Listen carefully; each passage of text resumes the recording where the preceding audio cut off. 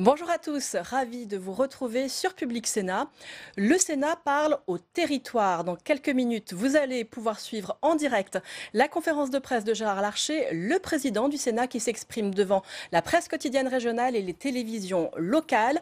L'occasion, quelques jours après le congrès de l'Assemblée des départements de France et avant celui des maires, de revenir sur le malaise profond des territoires. Ce malaise profond, ce sujet, nous allons en parler justement avec Patrick Lelydec. Bonjour. Bonjour. Vous êtes chargé de recherche au CNRS, professeur à Sciences Po Paris.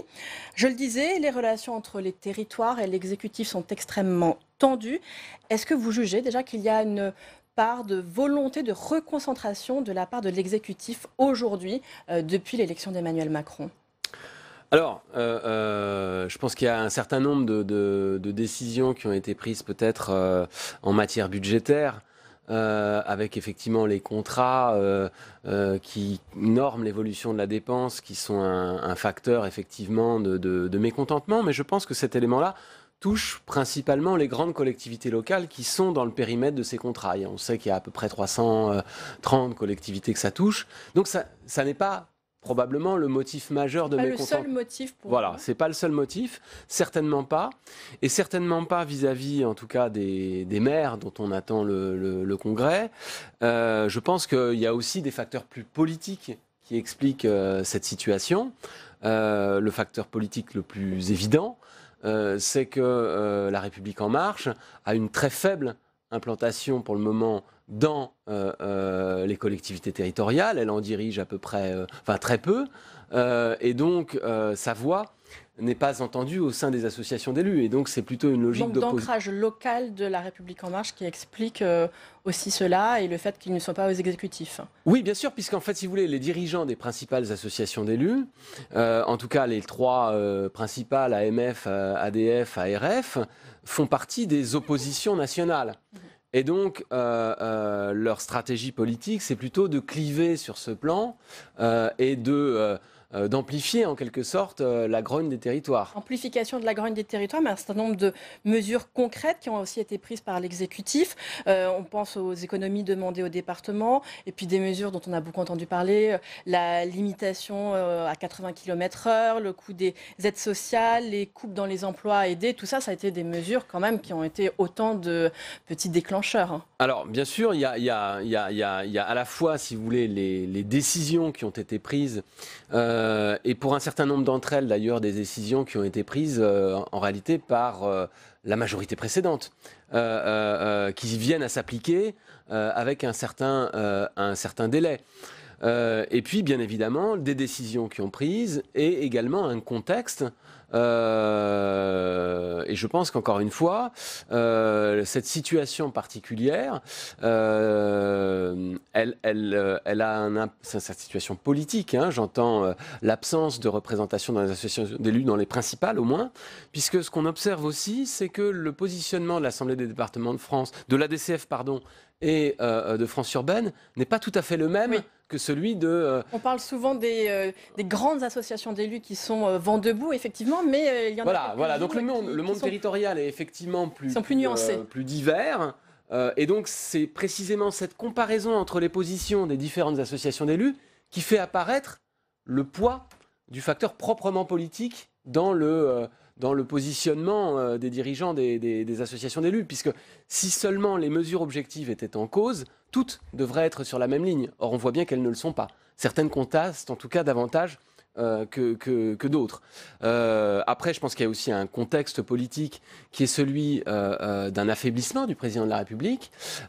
Et donc, dans un contexte d'affaiblissement du président de la République, parce que les sondages mesurent une impopularité croissante, il est également logique que les oppositions fassent en quelque sorte monter les enchères sur un certain nombre de réformes à venir. Et face à cela, le gouvernement a tenté de lâcher du lest. Déjà, il y a eu des mots. Le 16 octobre, Emmanuel Macron, qui a eu des mots pour les territoires. Et puis, la semaine dernière, des annonces du gouvernement, soutien aux départements sur deux préoccupations majeures que sont les allocations individuelles de solidarité. Et puis, la question des mineurs étrangers non accompagnés, ça compte. Et c'est un marché, vous le disiez, où les départements ont continué à dire mais ça ne suffit pas.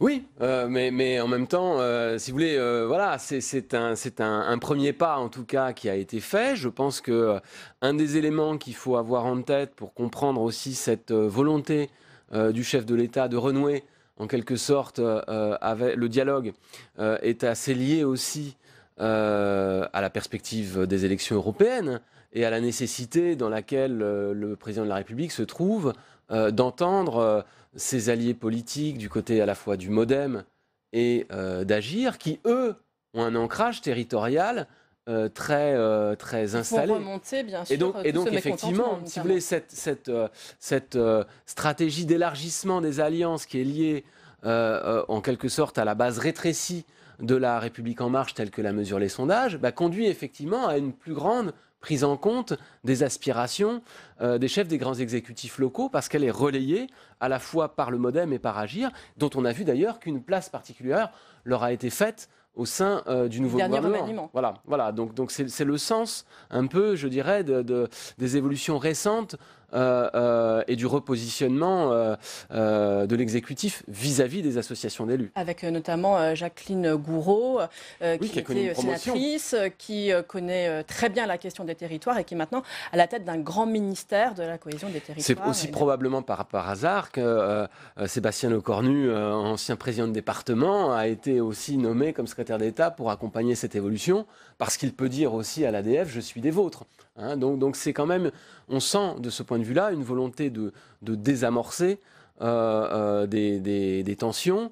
Pour autant, on n'est pas complètement certain que ces tensions vont disparaître.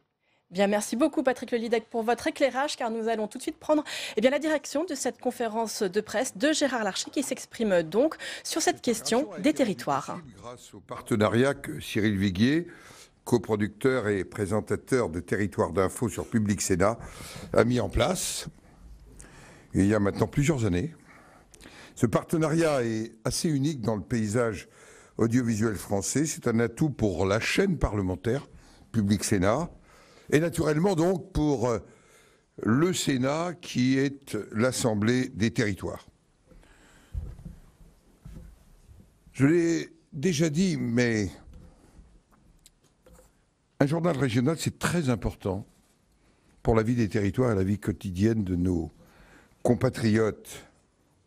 Au fond, vous prenez le pouls des lecteurs, vous contribuez à leur information et vous êtes des acteurs de la cohésion des territoires.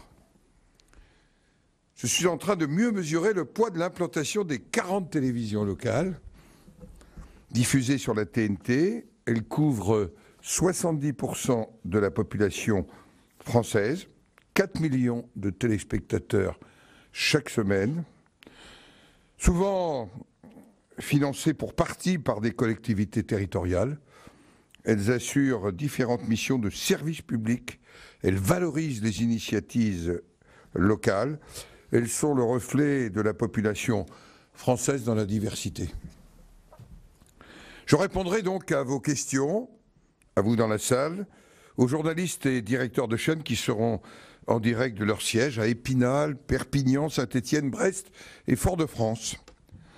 L'actualité de ces derniers jours a démontré à quel point l'automne est et va être placé sous le signe des territoires. Le président de la République semble avoir entendu le malaise des élus et des territoires. Je me réfère à ses propos du 16 octobre. Je les cite. La transformation du pays exige de s'appuyer sur toutes les forces du progrès et de la réforme. Nos associations, nos élus locaux, et en particulier nos maires, qui seront les premiers porteurs de la République du quotidien. Fin de citation. S'il y a en effet urgence à retisser la relation avec les élus locaux, c'est que le malaise est plus profond qu'il n'y paraît parfois, et que l'actualité nous démontre une nouvelle fois que rien ne peut se faire sans l'adhésion de la France des territoires. Les maladresses, et j'utilise ce mot volontairement, du gouvernement ont été nombreuses. La volonté de reconcentration du pouvoir est même parfois parue caricaturale. Elle s'est terminée par l'appel de Marseille, où pour la première fois les trois grandes associations d'élus se sont retrouvées autour du même mot d'ordre. les limites de l'acceptable étaient dépassées. Penser, décider, planifier à Paris, c'est une erreur. Des décisions qui tombent d'en haut, sans concertation, avec la brutalité d'une technostructure bien souvent coupée des réalités d'un territoire, que cette technostructure observe plus qu'elle ne comprend. Quelques exemples, mais nous y reviendrons. La coupe dans les emplois aidés sans concertation préalable, c'était l'été 2017. Une suppression de la taxe d'habitation sans compensation et remplacement clairement définis, encore aujourd'hui. Le coût exponentiel des aides sociales, alors qu'on demande 13 milliards d'économies au département. Mais aussi des décisions prises sans concertation. Souvenez-vous du débat sur les 80 km à l'heure sur les routes qualifiées de secondaires. Et même un plan pauvreté indispensable, préparé sans concertation avec deux acteurs essentiels, les départements et les communes. Et bien sûr, cette décision d'augmentation brutale des taxes sur l'essence, le gazole et le fioul domestique, sous couvert de favoriser un objectif que nous partageons, la transition écologique. Au fond, on le voit, ceci ne sert qu'à alimenter les caisses de l'État. Est-ce qu'on a pensé aux 70% des Français, notamment dans les territoires, qui utilisent leur véhicule pour travailler? C'est l'exemple du contre-message. La majorité sénatoriale proposera lors de l'examen du projet de loi de finances la suppression de la hausse de cette taxe sur les carburants. Mais je vous invite à vous reporter au journal officiel de la séance du 24 novembre 2017. Il y a un an, tout était dit. Sauf une prescience. On pensait que les bonnets seraient encore rouges et on n'avait pas imaginé que les gilets seraient jaunes. J'ajoute enfin que la transition écologique, sujet, eh bien le projet de loi de finances rectificative va montrer plutôt une baisse des crédits pour l'année 2018. Si le président de la République nous dit, et je le crois, avoir entendu l'appel de Marseille, et pourtant les trois associations avaient déjà envoyé une première alerte, c'était le 12 juillet, en ne participant pas à la conférence nationale des territoires. La semaine dernière, le gouvernement à Rennes a accordé un soutien au département concernant deux préoccupations très importantes, les allocations individuelles de solidarité, les mineurs étrangers non accompagnés. Mais, comme l'a dit le président des départements de France, l'aide d'urgence est bienvenue, mais les problèmes de fond ne sont pas réglés. Le Grand Est va venir, je ne suis pas dans l'Est de la France, le Grand Est va être le chantier de la refonte de la fiscalité locale, où il ne sera pas question de jouer les uns contre les autres, mais ensemble. Et tout simplement de s'en tenir à ce que le président de la République a dit au Congrès des maires l'an dernier. Sur le territoire, l'accroissement des démissions de maires, de conseillers municipaux est significatif. On ne peut pas le traiter avec condescendance, légèreté. C'est un signe d'alarme qui touche à la vitalité de notre démocratie locale. Je le dis souvent, la commune, c'est la petite république dans la grande. Au Sénat, nous avons consacré de nombreux travaux aux réformes territoriales menées ces dernières années, mis en place une mission permanente de contrôle et de suivi des réformes territoriales. Elle tient d'ailleurs un colloque cet après-midi même au Sénat, cette mission. Elle a décidé de se concentrer sur les enjeux de l'intercommunalité, des liens avec les communes, en abordant les enjeux de subsidiarité, de participation des maires aux instances de décision des intercommunalités, mais aussi de capacité de communes d'exercer pleinement les compétences de proximité. Nous pensons aux communes rurales, mais pas qu'à elles. Avec un mot, la subsidiarité.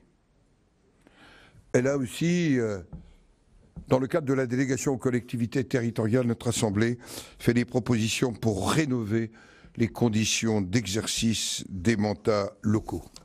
Mais place maintenant aux questions, place aux interrogations qui me seront posées soit par vous-même, soit par les télévisions locales. C'est, me semble-t-il, la meilleure façon d'engager le dialogue d'une Assemblée qui entend avoir un lien avec le territoire. Merci, Monsieur le Président, de nous avoir conviés à prendre la parole dans cette conférence de presse, la presse quotidienne régionale, mais aussi les chaînes de télévision locales. Je m'appelle Jean Brun, je coordonne le réseau VIA, qui regroupe 22 chaînes de télévision locales en France. Ce que je vous propose, c'est qu'on aille tout de suite retrouver Dominique Renaud, qui dirige VIA Vosges Télévision à Épinal. Oui, Monsieur le Président, merci de nous recevoir chez vous. Vous venez de reparler de l'appel de Marseille. Vous aviez déclaré qu'il avait fait bouger les choses. Alors c'est vrai que les représentants des collectivités territoriales souhaitent cette république du quotidien, mais ils souhaitent également que cette république soit véritablement décentralisée. Vous avez parlé des taxes, parce que c'est vrai que pour agir dans les territoires, il faut des moyens financiers, avec une taxe d'habitation qui va disparaître, la taxe sur le foncier bâti qui risque, on ne sait plus très bien si elle va être laissée au département ou si elle va partir. Le Sénat entend être un véritable partenaire, bien sûr, dans la réforme de la fiscalité locale. Alors la question, elle est simple. Est-ce que les discussions ont commencé sur cette évolution de la fiscalité locale, et comment faire pour redonner une autonomie financière à ces collectivités sans lever de nouveaux impôts? Premier principe, les collectivités territoriales ne peuvent pas être des contributeurs à l'effort de redressement du pays. Elles ne sont pas là pour s'exonérer. D'ailleurs, sous le quinquennat de François Hollande, c'est d'abord à près de 70% la contribution des collectivités territoriales. Le second des sujets, c'est qu'en fait, nous n'avons pas commencé à réellement discuter et dialoguer. Parce que nous en sommes au 6e scénario de remplacement, vous vous rendez compte, de la taxe d'habitation. C'était dans le projet du président de la République, on en prend acte, mais aujourd'hui, les collectivités territoriales n'ont aucune certitude. Est-ce qu'on joue au bonneteau en transférant du foncier bâti départemental aux communes et aux intercommunalités? La seule méthode, c'est la méthode du dialogue, de la concertation. Et cette méthode du dialogue, de la concertation, c'est ce que nous proposons. C'est ce que j'ai évoqué avec le président de la République il y a maintenant un mois. On se met autour de la table. On se met autour de la table et on dialogue. Les représentants des 3 grandes associations, le gouvernement et les 2 commissions des finances des 2 assemblées. Voilà la méthode, voilà comment on prend les choses en main, voilà comment nous voyons ce qui peut permettre d'être un vrai test de la volonté de dialogue du gouvernement avec les collectivités territoriales, mais aussi le Parlement. Monsieur le Président, j'aurais une autre question sur la mobilité. C'est vrai qu'il en est beaucoup question ces derniers temps. Le mouvement des Gilets jaunes fait partie aussi de cette problématique de la mobilité dans les territoires. Tous les territoires ne sont pas logés à la même enseigne par rapport au transport collectif. Il y a parfois des lignes qui sont remises en cause. Pour les Vosges, c'est la ligne Saint-Dié-Épinal qui va être suspendue à partir du 22 décembre. Alors une suspension, on sait quand ça commence, on ne sait pas quand ça se termine. Alors comment le Sénat compte peser sur la prochaine loi mobilité qui va entrer en discussion dans les prochaines semaines? C'est d'abord un sujet sur lequel le maire de Saint-Dié m'avait saisi au mois de septembre, David Valence, dans la rencontre que j'ai avec les maires des villes moyennes de ce pays. Et les 2 sénateurs des Vosges, Daniel Grémillet et Jackie Pierre, m'avaient eux aussi soumis cet exemple, si je peux me permettre, parce que le président du Sénat, il ne connaît pas toutes les lignes dans le détail et leurs dates de fermeture et de réouverture. Mais avouez qu'il y a un peu de schizophrénie. On est en train d'augmenter des taxes pour essayer de changer les pratiques du quotidien des modes de transport. Moins de véhicules. Et en même temps, on ferme une ligne du quotidien. C'est de la schizophrénie. Alors on va avoir la loi mobilité. Le gouvernement a annoncé que la première lecture aurait lieu au Sénat. Dès le mois de janvier, qui est un signe d'attention, mais nous l'avons déjà dit lors de la réforme de la SNCF. Donc je rappelle qu'une partie du débouclage social s'est fait au Sénat, avec la commission de l'aménagement du territoire, eh bien nous serons extrêmement attentifs parce que c'est la logique de ce que nous avons voté dans la réforme de la SNCF et que cette logique, il faut qu'elle se traduise concrètement pour répondre à un problème d'aménagement et d'équilibre du territoire et en même temps à un problème de mobilité du quotidien. On voit bien que dans la décision de taxation pluriannuelle, on a vraiment oublié que 70% de ceux qui vont au travail n'ont pas d'autre choix que d'utiliser leur véhicule, et notamment dans le territoire qui n'est pas métropolitain, celui qui n'a pas de transport collectif péréqué. Et donc c'est un enjeu majeur, parce que la France est un tout, et nous devons combattre cette césure que je sens de plus en plus profonde, qui devient fracture entre des métropoles et le reste du territoire. Merci beaucoup à Dominique Renaud et à Via Vosges TV. Merci à Dominique Renaud. Maintenant, et bienvenue dans les Vosges. La parole à la Merci salle. à vous, Président.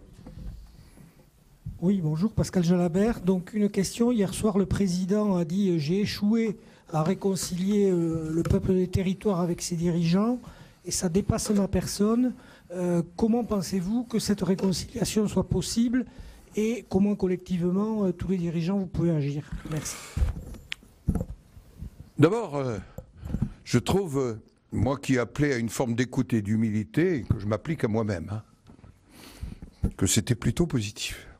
Là où je suis en désaccord avec le président, c'est de faire un constat sans essayer de comprendre pourquoi, alors qu'il avait suscité une grande espérance, on en est arrivé là.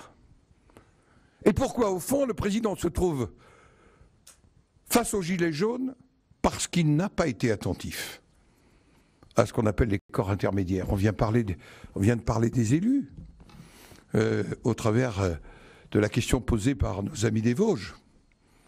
Je pourrais parler des syndicats et des organisations professionnelles. Ce matin, je recevais Laurent Berger.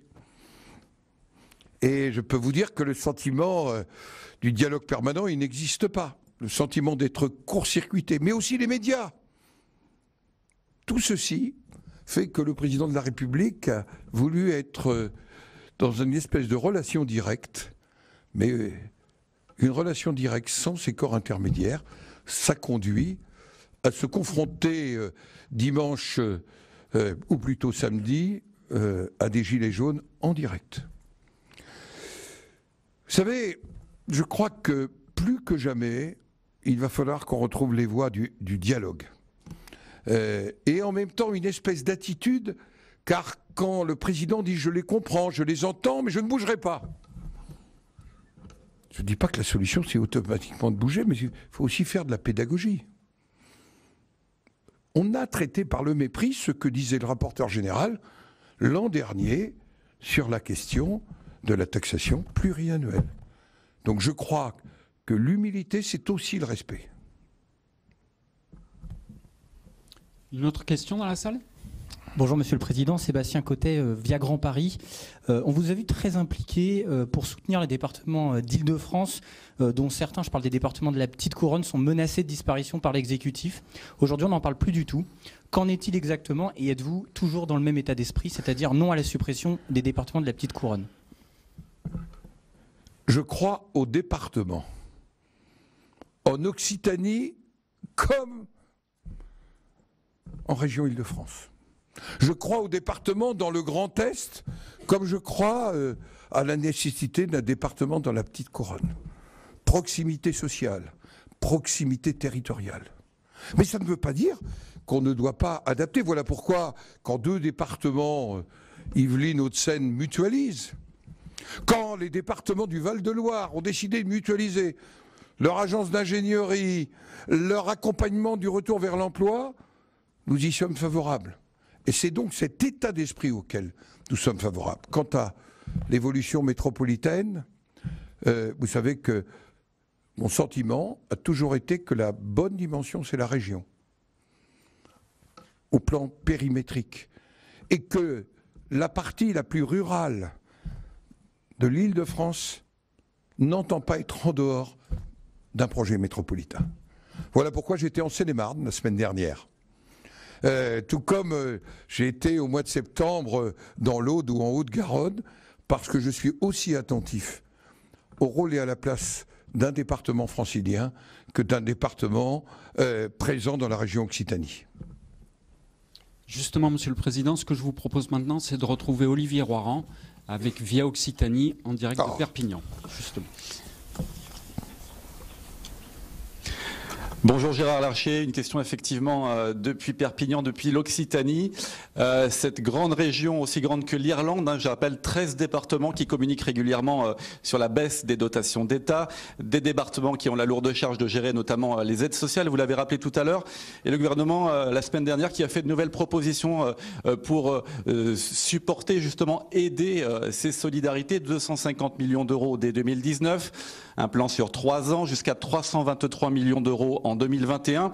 Insuffisant, ont dit les présidents de départements à Rennes lors de leur congrès les 8 et 9 novembre dernier, mais ils ont aussi appelé au dialogue. Alors, vous avez beaucoup parlé de dialogue tout à l'heure dans votre intervention.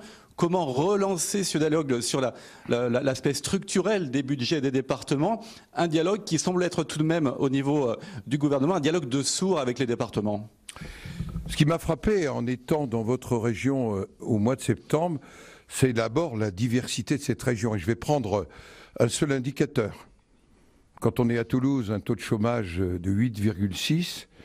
Quand on est dans les Pyrénées-Orientales, un taux de chômage de plus de 14%. Et que face à cela, il faut qu'on puisse apporter un certain nombre de réponses. Ces réponses, elles doivent être concrètes.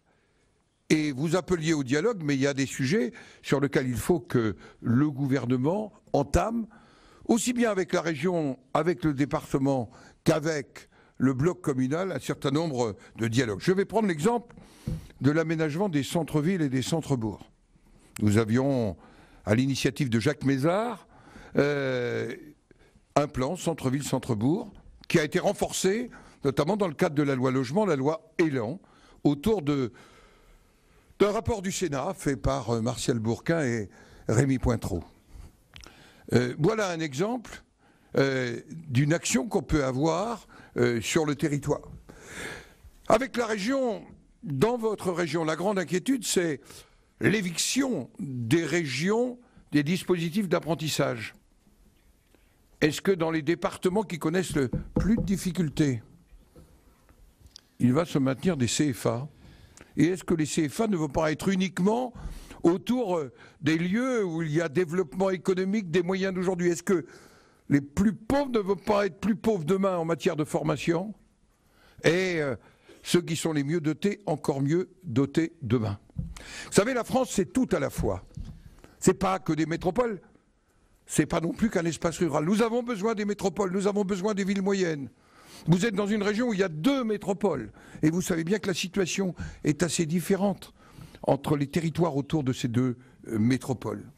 Et puis il y a la question de la désertification médicale. Comment voulez-vous redonner confiance à un territoire quand aujourd'hui la principale préoccupation d'un certain nombre d'habitants, c'est d'avoir un médecin référent, d'avoir un service d'urgence qui puisse fonctionner, dans lequel on ne vous annonce pas qu'on va supprimer un certain nombre de lignes d'accueil autour des SMUR, des SAMU et de l'accueil d'urgence. Voilà les réalités concrètes que je rencontre sur le territoire. Et je vais aller plus loin, en Occitanie et en Haute-Garonne. Le vrai sentiment de différence quand vous êtes dans le Comminges, dans une communauté de communes de 104 communes, et à Toulouse, il y a un sentiment de fracture.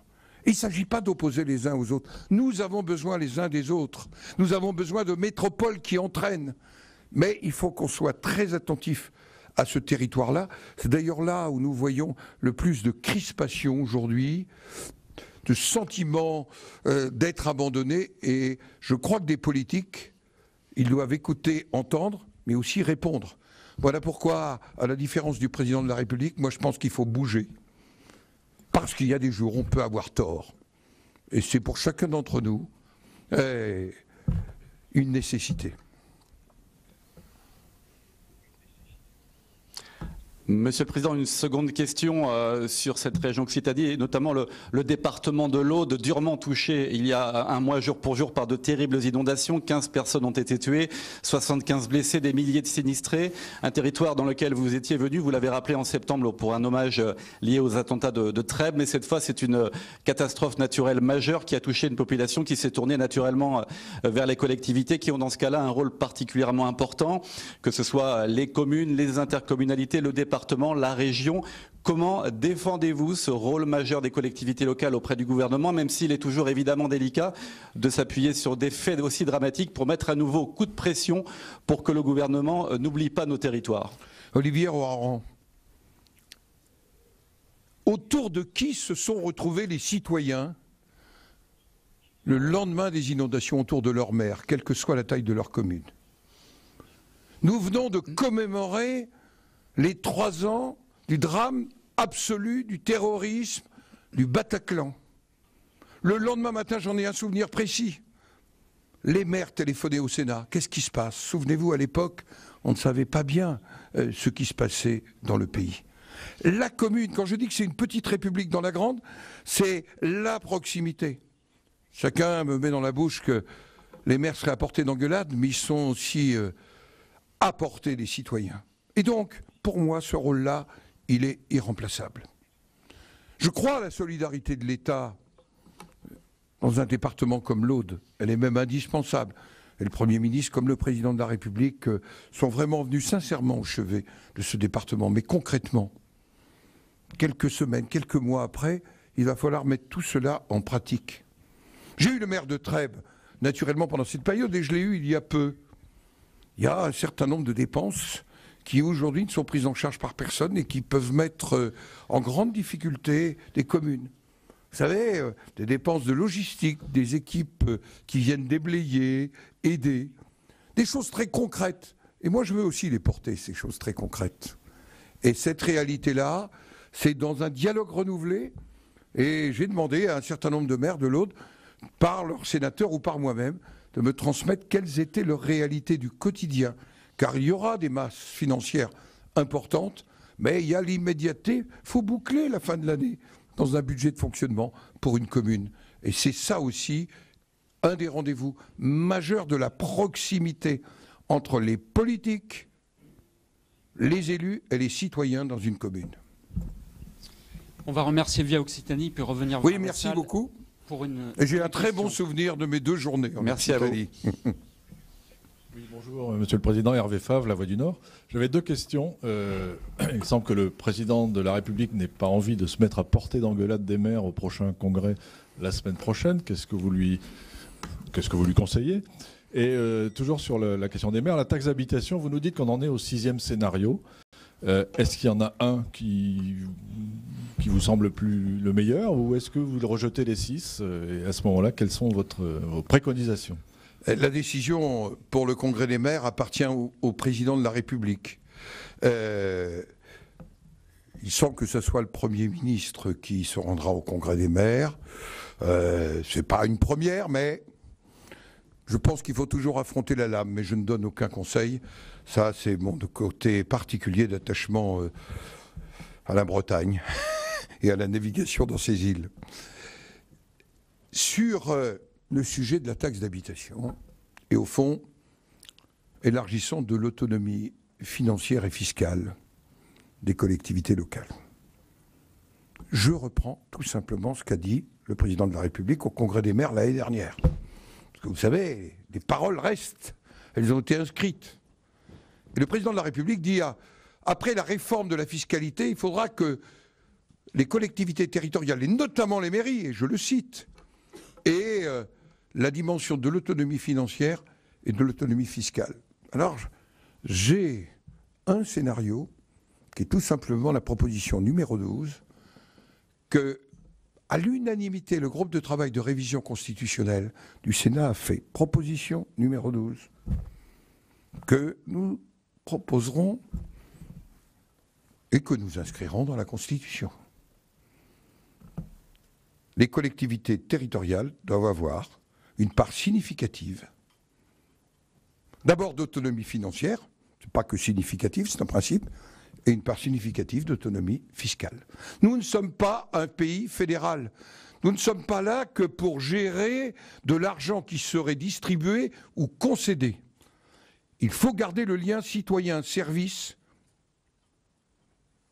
collectivité territoriale. Il faut donc conserver une part de capacité pour les collectivités à lever et à décider du niveau d'un certain nombre de taxes. Même Alain Richard, qui est un de nos collègues brillants, qui a fait avec le préfet Bure un rapport, vient de dire, c'était au mois de septembre, qu'il n'était pas envisageable pour un département, par exemple, de n'avoir qu'une capacité d'adaptation de 2% par rapport aux taxes, que c'était une manière de dévitalisation financière et de dévitalisation de l'autonomie. Ce que je souhaite vraiment, c'est qu'on se mette autour de la table, qu'on n'ait pas de scénario préjugé. On ne sera pas d'accord sur tout, mais au moins qu'on n'ait pas quelque chose qui nous arrive par la scène, en direction des assemblées, tout préparé, sans un dialogue préalable avec les collectivités territoriales. Je vous propose maintenant de nous rendre à Saint-Étienne avec TL7 et Marianne Ray, sa rédactrice en chef, qui a des questions à vous poser. Monsieur le Président, bonjour. D'abord, bienvenue à Saint-Étienne, dans le département de la Loire. Alors, vous l'avez dit, les maires de la Loire ne vont pas bien, et en particulier dans les petites communes rurales. Plus d'une vingtaine ont déjà jeté l'éponge depuis 2014. À chaque fois, la raison est la même. Charge de travail, restrictions budgétaires. Ils sont épuisés, seuls face au poids des normes. Alors, il semble que vous ayez entendu ce cri d'alerte. Mais comment, à Paris, au Palais du Luxembourg, vous allez les aider ? Ils ont besoin d'actes, Monsieur le Président, et de financement surtout, pas de mots. D'abord, dans votre département, sans doute, on est dans une situation assez comparable avec un certain nombre de départements où les maires prennent la décision de démissionner parce qu'ils ont le sentiment de ne plus prendre réellement part aux décisions dans le cadre des intercommunalités et d'un certain nombre de grandes intercommunalités. Et c'est d'ailleurs un des sujets du colloque qui se tiendra cet après-midi sur le rapport de la mission en charge du suivi de la mise en place de la loi sur la nouvelle organisation territoriale de la République. La deuxième des choses, c'est qu'il nous faudra, dans le débat sur la fiscalité locale aussi, réexaminer les conditions des dotations. Dans votre département, la moitié des communes ont vu leur dotation globale de fonctionnement baisser. Mais c'est le cas dans l'ensemble du pays. Et leur apporter une réponse que l'enveloppe ne baisserait pas, quand vous êtes dans une commune du Forez, je suis certain que ça ne vous réjouit pas pour autant. Ça vous décourage. Ça vous décourage. Et en plus, quand vous avez une campagne de hashtag sur Balance ton maire, alors vous avez la totale d'une forme de défiance en direction des élus. Comment on peut les aider ? Eh bien, c'est la réforme des dotations globales de fonctionnement. C'est une réforme du remplacement de la taxe d'habitation qui leur assure des ressources et une capacité de décider d'une partie des taxes. Ça, c'est un point important. C'est une réforme qui n'est pas automatiquement législative, d'une pratique un peu différente du fonctionnement entre communes et intercommunalités, en remettant le principe de subsidiarité au cœur de la relation entre communes et intercommunalités. Je vais prendre un exemple. Nous avons des intercommunalités où des communes de moins de 200 habitants n'ont plus aucune capacité, par exemple, à exercer réglementairement la compétence voirie et espace vert. Alors le maire se dit, mais à quoi je sers si dans le quotidien je ne suis pas en capacité de répondre à cela. Donc, pour les maires de la Loire, c'est une réponse plus globale qu'il faut apporter à un certain nombre de collectivités et de départements où la situation est la même. Je viens de quitter l'Occitanie, la Haute-Garonne a quasiment un record du nombre de démissions de maires, mais surtout, et on en parle très peu, il y a des milliers et des milliers de conseillers municipaux qui ont démissionné. Beaucoup d'entre eux ne sont pas conseillers communautaires. Alors là, vraiment, ils ont le sentiment de ne plus servir à rien. Et pourtant, la trame des 500 000 élus locaux dans notre pays est indispensable à cette dimension citoyenne qu'il nous faut préserver dans un pays qui se fracture, qui se replie en communauté. Quand j'entends parfois certains propos tenus par ceux qui ont initié les Gilets jaunes, je m'inquiète pour la démocratie. Je crois à la démocratie représentative. Et le premier maillon de la démocratie représentative, ce sont les conseillers municipaux dans une commune. Quand on nous dit qu'il y aurait des formes de démocratie participative, pourquoi pas? Mais méfions-nous de la démocratie de la brutalité. Elle pourrait, un matin, nous conduire à nous réveiller plus proches de la botte italienne que de la démocratie dont je rêve.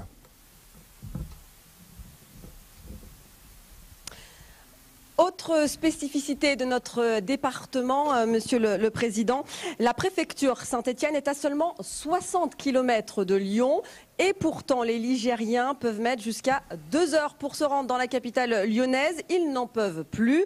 Le gouvernement, vous le savez certainement, a mis un terme au projet d'autoroute entre Saint-Étienne et Lyon, la fameuse A45. Alors, comment on fait, Monsieur le Président, pour désenclaver ce territoire, cette métropole stéphanoise de 400 000 habitants pour rejoindre Lyon? D'abord, je constate que c'est une méthode. Et dans cette logique de proximité, est-ce qu'on aura l'occasion de vous voir? D'abord, c'est une question de méthode du gouvernement.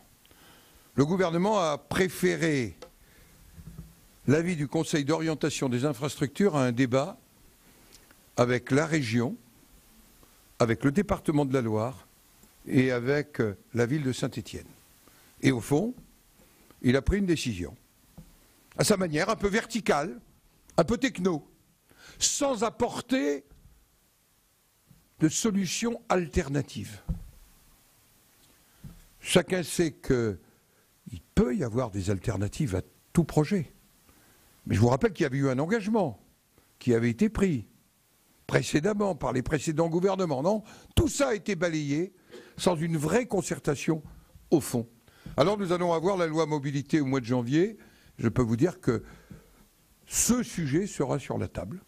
Le sujet très précis de la A45 comme liaison autoroutière, d'autres projets, parce qu'on ne fera pas que de la théorie sur la mobilité, il faudra qu'on en voit les dimensions pratiques, très concrètes, d'autant qu'on aura des contrats de plan État-région qui seront revus à partir de 2020 et que ça se prépare maintenant. Merci beaucoup, on va retourner vers la salle maintenant.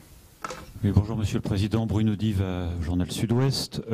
Emmanuel Macron a regretté hier soir de ne pas avoir su réconcilier la France et ses dirigeants et les Français, la base et le sommet. Je voulais savoir si vous partagez ce diagnostic et si vous saluez cette repentance.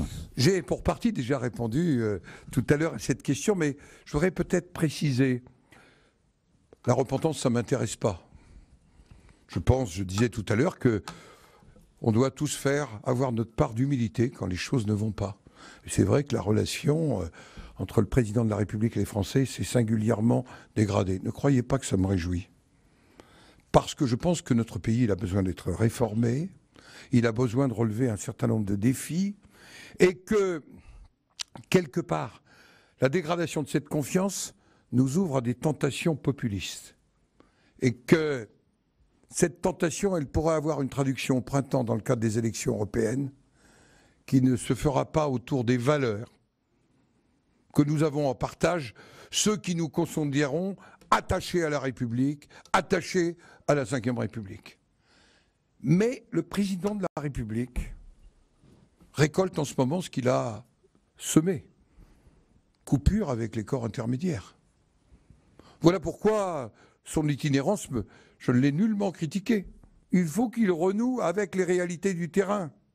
Mais renouer, vous n'imaginez pas ce que j'apprends, moi, 18 départements en 2 mois, en y prenant le temps, en les regardant au-delà même d'une assemblée, en discutant avec les uns et les autres. J'étais à Vichy samedi dans le Bourbonnais, et ça n'était pas prévu, mais le secrétaire général des jeunes agriculteurs vient me faire part de la situation dans un département où l'emploi agricole, c'est 6% de l'emploi, lié à la sécheresse. C'est ces réalités-là qu'il faut voir au-delà des réalités, des rapports. Oh, j'avais des rapports comme tout le monde.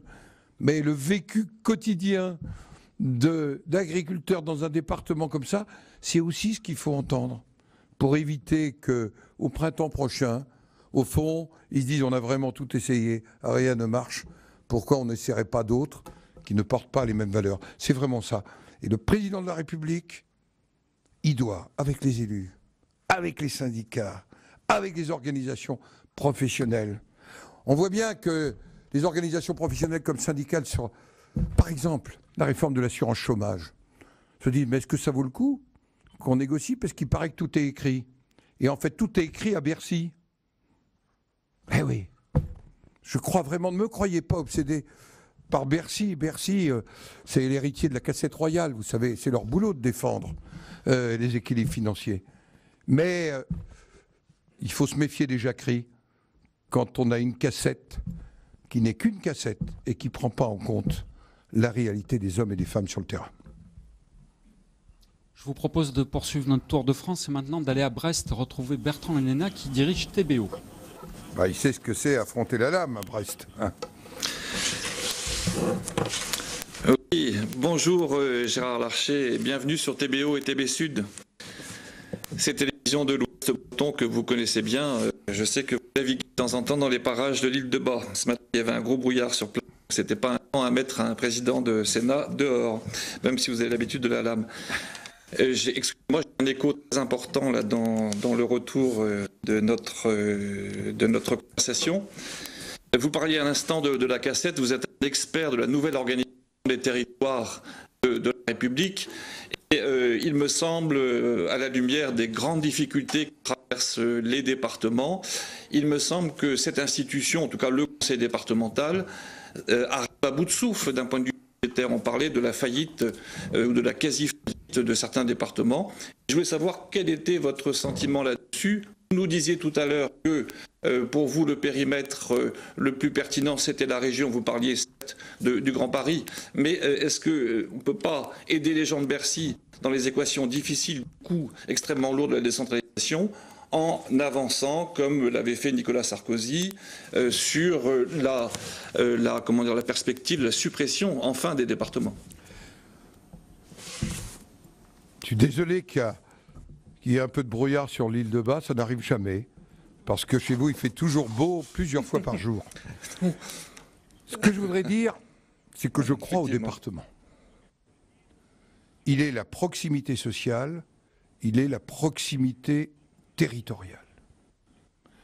Je vais prendre un exemple. Est-ce qu'on peut gérer l'aide sociale à l'enfance totalement depuis Rennes? Est-ce qu'on peut gérer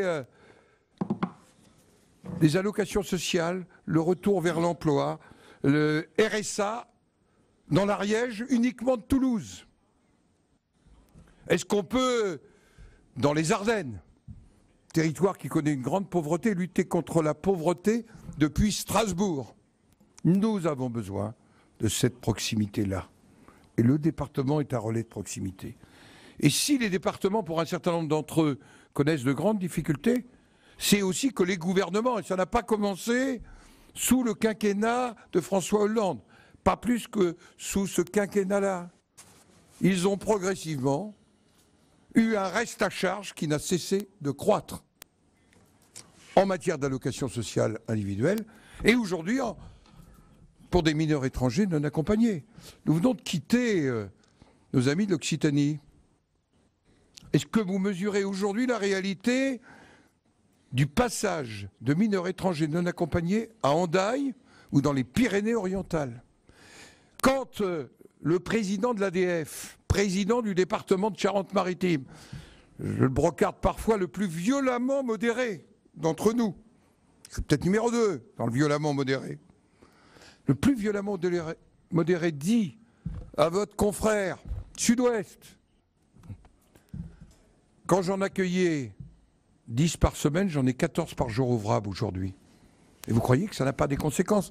Quand dans un département comme l'Indre-et-Loire, le montant du coût des mineurs étrangers non accompagnés est devenu très supérieur à la capacité qu'a un département de doter, d'accompagner des projets, et notamment des projets d'équipement des communes et des intercommunalités d'Indre-et-Loire, le département fait son devoir social.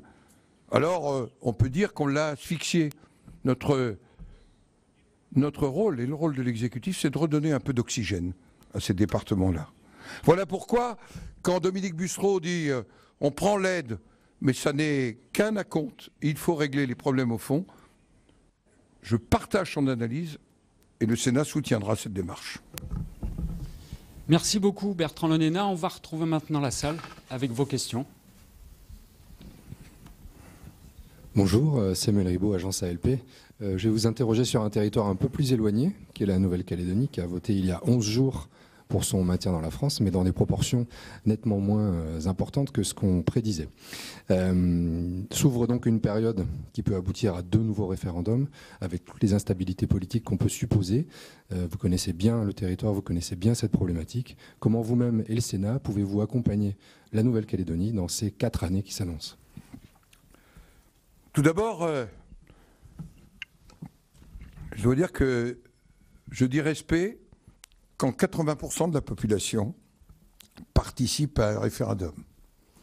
C'est donc l'ensemble des Néo-Calédoniens qui se sont exprimés. Le résultat, on le connaît, une majorité d'entre eux ont choisi de rester dans la République française. En même temps, il y a des accords. Et pendant 30 ans, tous les gouvernements, quelle que soit leur sensibilité, ont respecté ces accords. Ne l'oublions pas, voulus par 2 hommes qui se sont tendus la main. Jean-Marie Tjibaou et Jacques Lafleur. Avec un Premier ministre avec lequel j'avais échangé avant de partir en Nouvelle-Calédonie, Michel Rocard. Et tous les gouvernements ont respecté cela. Il appartient donc au gouvernement, au Parlement, mais aussi à l'ensemble des forces politiques et sociales de Nouvelle-Calédonie, de construire et d'imaginer l'avenir. Est-ce qu'on s'en tient à l'accord tel qu'il existe ? Dans ce cas-là, il doit être respecté. Ou est-ce qu'on peut imaginer, pour éviter le risque de paralysie, parce que la paralysie politique peut entraîner une paralysie économique et avoir des conséquences sociales importantes. En tous les cas, pour moi, le dossier de la Nouvelle-Calédonie, c'est quand même un dossier un peu exemplaire. Dans quel autre endroit un pays a respecté pendant 30 ans, je parle de la France, sa parole, et les Calédoniens, dans leur diversité, l'ont aussi respecté. Or, il y a eu des tensions, mais c'est normal. Donc, aujourd'hui, le Sénat veut être un facilitateur du dialogue et peut-être de solutions qui devront être imaginées par l'ensemble des forces politiques. Merci, Monsieur le Président. Justement, je vais vous donner la parole juste après, si vous voulez bien. Allez-y. Excusez-moi. Xavier Robert, RRV Nouvelle-Calédonie. Monsieur le Président, pour compléter la question et la réponse que vous avez apportée à Samuel Ribaud, mon confrère, qu'est-ce que vous pensez, est-ce que vous soutenez la proposition de loi constitutionnelle de votre collègue Pierre Frogier? Est-ce que ça vous paraît être le bon chemin? Elle est sur la table. Elle a le mérite d'exister. Il faut voir ce que l'ensemble des partenaires politiques et des forces politiques proposent. Je crois que je recevrai les maires de Nouvelle-Calédonie lundi. Nous aurons l'occasion de débattre et d'échanger. Moi, par nature, j'évite la verticalité dans mes décisions, vous voyez. Ce que j'ai parfois reproché, je vais donc entendre les maires de Nouvelle-Calédonie, quelle que soit leur sensibilité. J'ai toujours reçu les 2 associations de maires ensemble, parce qu'ils ont aussi cette sensibilité-là du quotidien, même si le statut des communes en Nouvelle-Calédonie est un peu différent du statut sur l'ensemble du territoire de la République.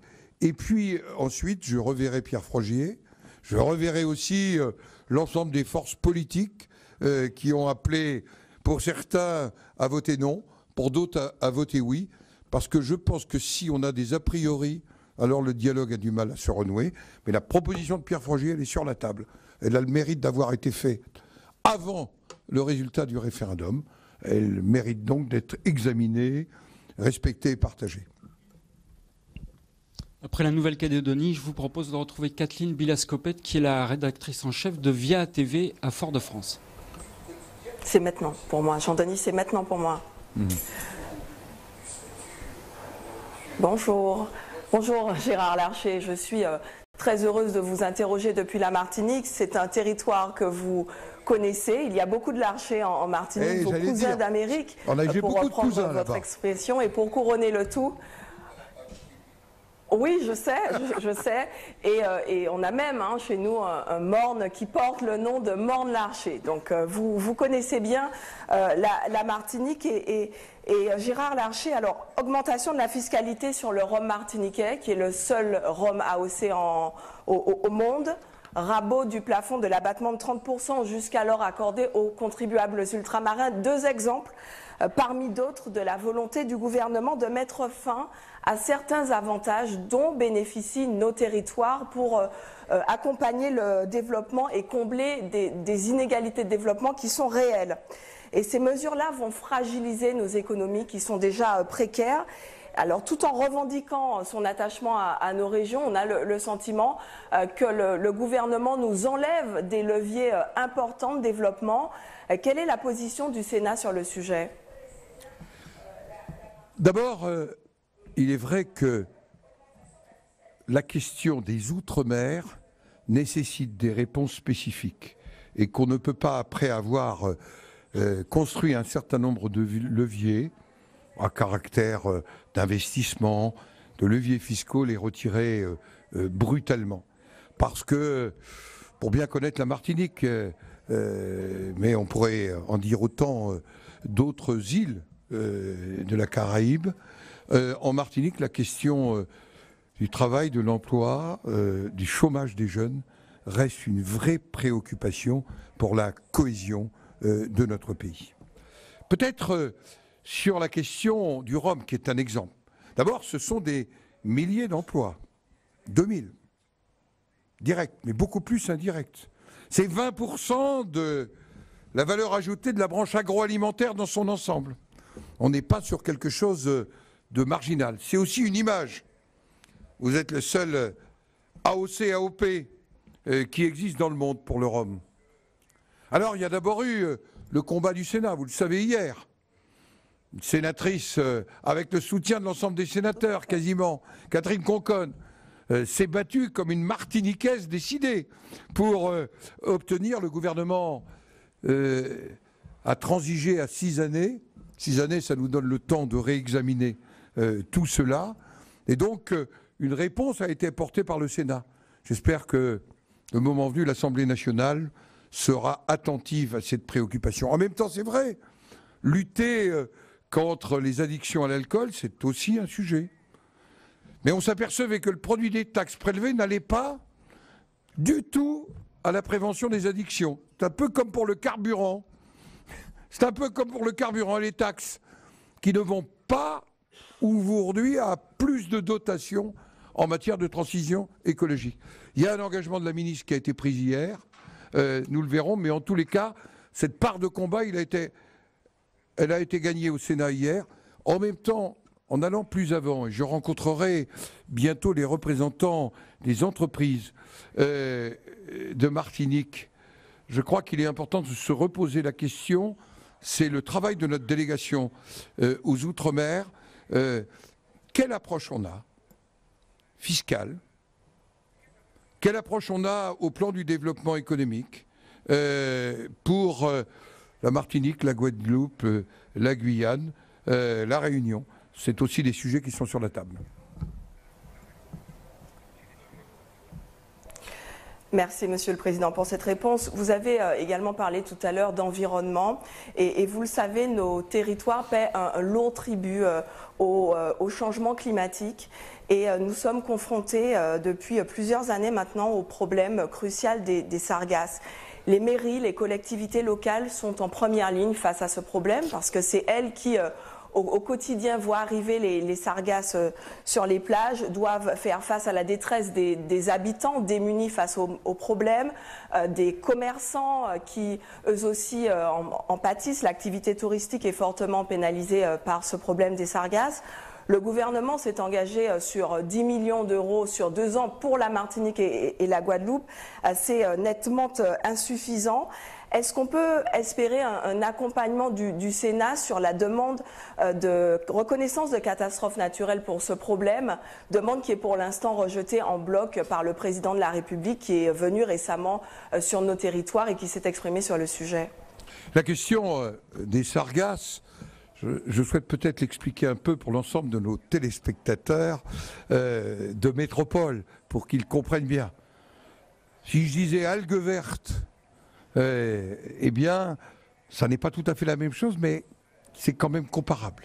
Et c'est pour l'économie touristique, pour l'économie de la pêche, un véritable défi que, en quelque sorte, cet échouage massif lié, on le dit, à la fois à des phénomènes telluriques liés à la déforestation, notamment en Amérique du Sud, et au réchauffement climatique. Notre délégation aux Outre-mer a conclu dans un rapport à 2 choses. Il faut soutenir, encourager tout ce qui est en matière de recherche scientifique pour essayer de comprendre ce phénomène et donc le maîtriser. Deuxième des choses, vous savez que la délégation aux Outre-mer a insisté pour que la situation de catastrophe naturelle soit prise en compte par l'exécutif. Donc le Sénat, sur ce sujet, s'est clairement positionné.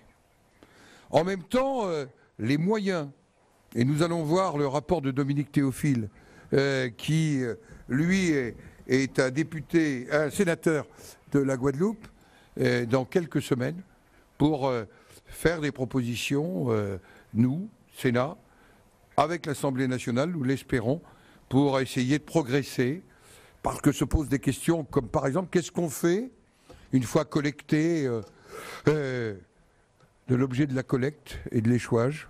Est-ce qu'on en fait du compost?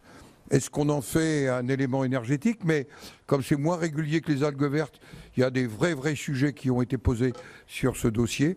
En tous les cas, c'est un sujet présent dans les préoccupations du Sénat, je peux l'assurer à nos compatriotes de Martinique, pris en compte pas simplement par les élus de la Martinique ou de la Guadeloupe, mais par l'ensemble des élus et par le président du Sénat.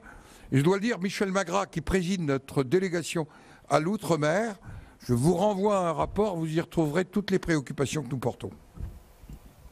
On va remercier l'ensemble des chaînes de télévision locales qui sont moi je voudrais d'abord vous remercier conférence de presse et vous féliciter parce que je vois à la fois qu'il y a quelque part une forme de prouesse technique.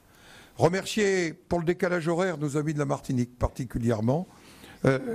Vraiment, c'était extrêmement sympathique et symbolique que vous soyez présents parce que le Sénat, c'est l'Assemblée des territoires, mais de tous les territoires. De tous les territoires. Je me permets d'insister sur ce point, pas simplement parce qu'il y a beaucoup de larchers à la Martinique, parce que c'est aussi ça la République. La République, c'est tout à la fois, je le rappelle, ces mots du général de Gaulle. Donc merci à vos confrères, merci à la presse quotidienne régionale, et s'il reste une question, je suis à disposition, et même si la pendule vient de sonner l'heure, et c'est moins compliqué l'heure qu'à Big Ben ce midi, pour des raisons de Brexit. Bon, voilà. Oui, le président de la République a aussi dit hier, attention, on vous manipule. Il a parlé de récupération du mouvement des Gilets jaunes. Pensez-vous que cette récupération peut être dangereuse? Et comment l'éviter de façon assez urgente? Monsieur Jalabert, d'abord, moi, je n'en serai pas, pour que les choses soient claires. Mon rôle, me semble-t-il, ma place, c'est de veiller à ce qu'on reprenne la proposition du Sénat, qui, je le rappelle, a été de revenir à un examen annuel. Les conditions sont aujourd'hui pas remplies, et donc à suspendre les 2,8 milliards de taxation en plus qui pèseraient en 2019. Et je rappelle que cette taxation aujourd'hui n'augmente nullement les crédits de transition écologique. En fait, on a habillé en vert une taxe sans lui donner, j'allais dire, la réalité concrète. On va même diminuer, je ne sais pas si vous le savez, puisque les fenêtres isolantes vont être retirées du crédit d'impôt. Mais je donne cet exemple parce que ça va être en centaines de millions, la différence.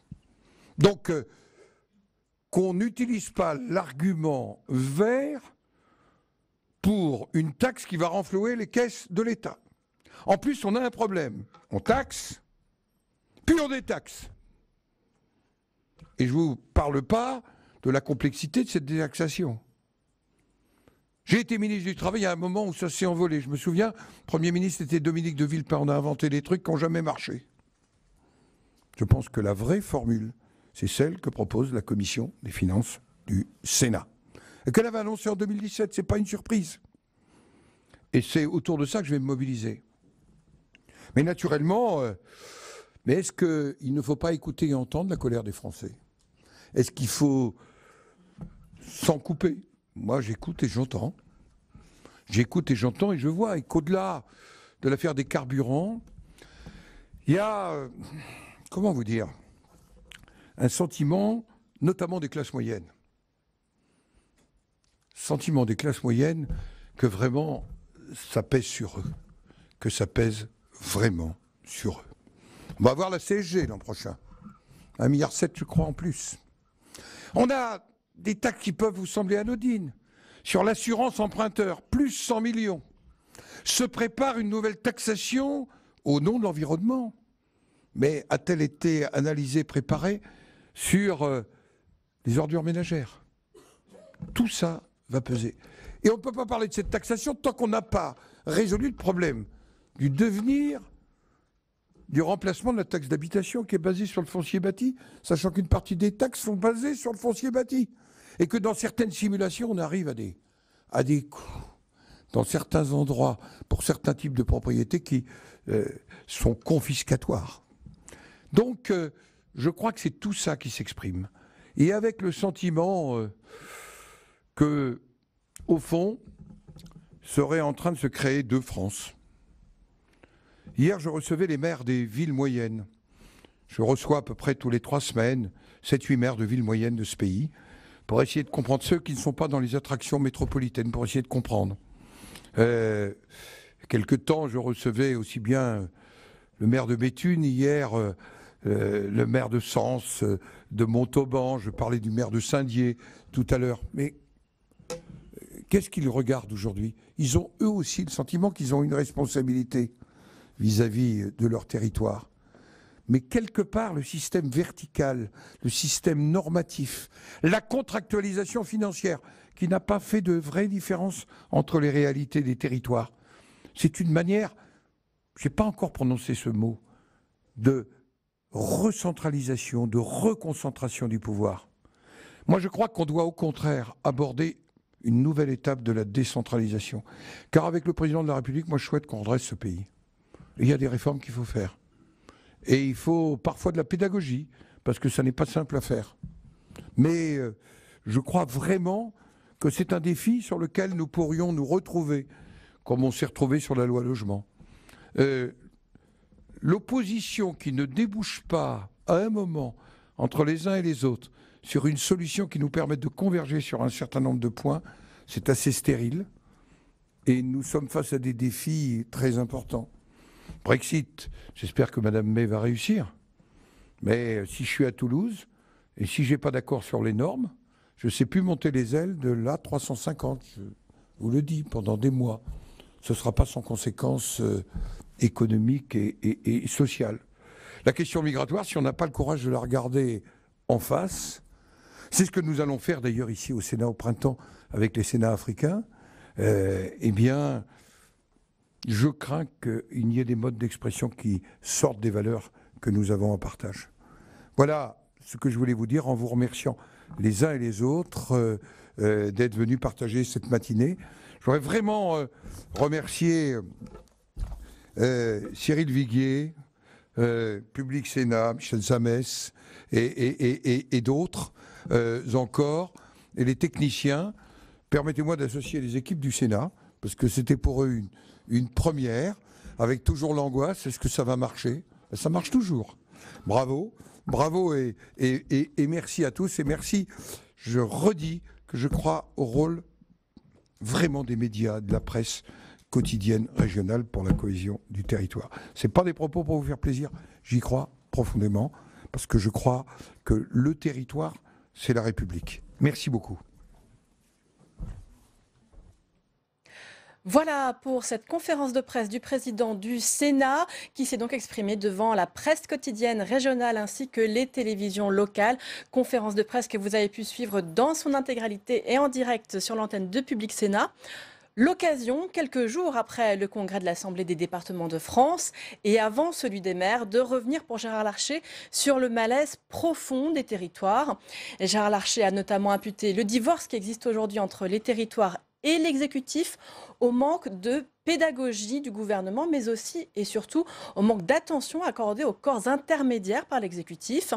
Il a été interrogé sur un certain nombre de sujets précis, notamment la taxe d'habitation. Nous en sommes au 6e scénario de remplacement de la taxe d'habitation, s'est-il exclamé. Il s'est également exprimé sur le mouvement des Gilets jaunes et sur la hausse de la taxe sur les carburants. Le président du Sénat a rappelé que la majorité sénatoriale s'était opposée à une hausse pluriannuelle, cela dès l'année dernière lors de l'examen du budget. Une position qu'elle continue à soutenir. Aujourd'hui, c'est même la contre-proposition du Sénat pour calmer la colère des Gilets jaunes. Il a enfin rappelé que plus globalement, le Sénat se saisirait de la loi mobilité dès janvier prochain en première lecture. Sinon, eh bien, vous aurez noté la diversité des préoccupations des territoires qui se sont exprimés ce matin, de l'A45, le projet d'autoroute abandonné entre Lyon et Saint-Étienne, à la situation de l'Aude, cela en passant par le problème des sargasses, ces algues toxiques, véritable fléau aux Antilles. Enfin, eh bien, notez les mots de Gérard Larcher à l'adresse des maires à la veille du congrès des maires et cet avertissement à Emmanuel Macron qui n'assistera pas à l'événement. Il faut toujours affronter la lame. À méditer donc pour le président de la République. C'est la fin de cette émission. Merci à vous de l'avoir suivi. Vous pouvez retrouver tous nos programmes sur publicsénat.fr. Très bonne journée sur les chaînes parlementaires.